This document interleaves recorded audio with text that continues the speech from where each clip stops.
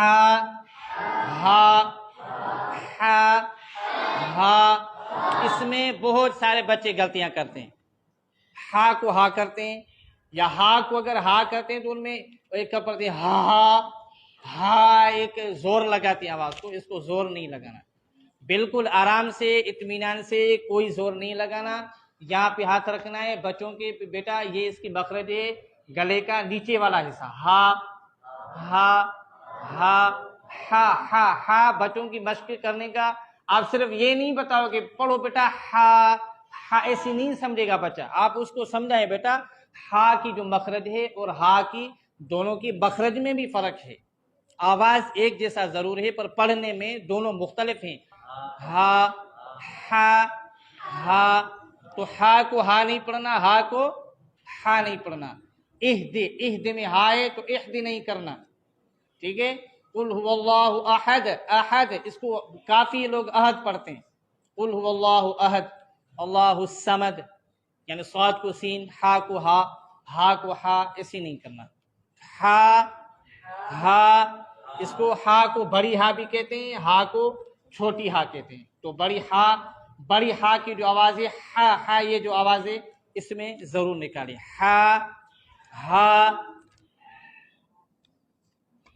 قاف قاف کاف, ٹھیک ہے. ابھی ان دونوں کی آواز تو ایک جیسی ہے, پڑھنے میں بہت مختلف ہے. قاف کی آواز موٹی ہے. قاف کو ہم کیسے پڑھتے ہیں؟ موٹا. قاف کو کیسے پڑھتے ہیں؟ موٹا پڑھتے ہیں. قاف کو موٹا پڑھتے ہیں. تو اور کاف کو باریک پڑھتے ہیں. کاف کو, دونوں کی مخرج بھی الگ ہے. یہ زبان کی جو جڑ ہے وہاں سے اور کفے سے نکلتا ہے.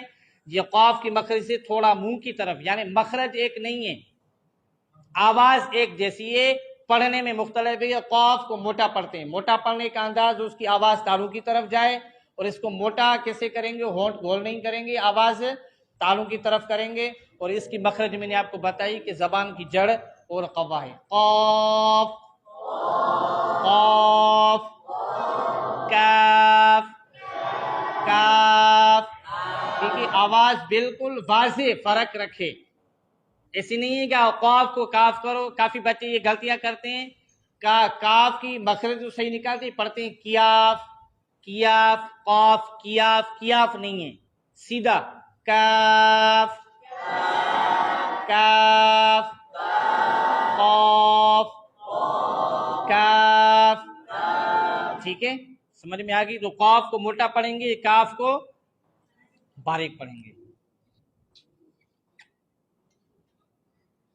حمزہ حمزہ عین, حمزہ عین, ان کی آواز بھی ایک جیسی ہے. مفردات حروف میں ایسے نہیں لگتا کہ عین اور عین کی آواز کا حمزہ اور عین کی آواز ایک جیسی ہے. فی الحال نہیں لگتا. جب ہم یہ حرکات والی تختی میں چلے جائیں گے وہاں پہ واضح ہے آپ کی یہ آواز. یہ مثلا میں آپ کو ایک مثال دے دیتا ہوں. ایک حمزہ کی آواز ہے حمزہ زبر ا, اور عین کی آواز ہے حمزہ زبر عین زبر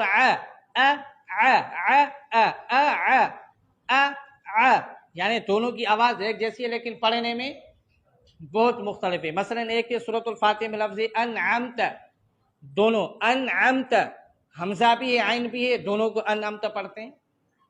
انعمت انعمت علیہم, دوبارہ عین آ رہا ہے, انعمت علیہم سے ایسا ہے. انعمت انعمت علیہم انعمت علیہم. تو یہ فرق جو واضح کرو. مفردات حروف میں فی الحال تھوڑے ایسے بات پہ یہ نہیں لگتا کہ عین اور حمزہ کی آواز ایک جیسی ہے. حرکات والی تختی میں واضح ہے یہ, ٹھیک ہے. تو یہ ہے ہم آواز حروف کی مشق.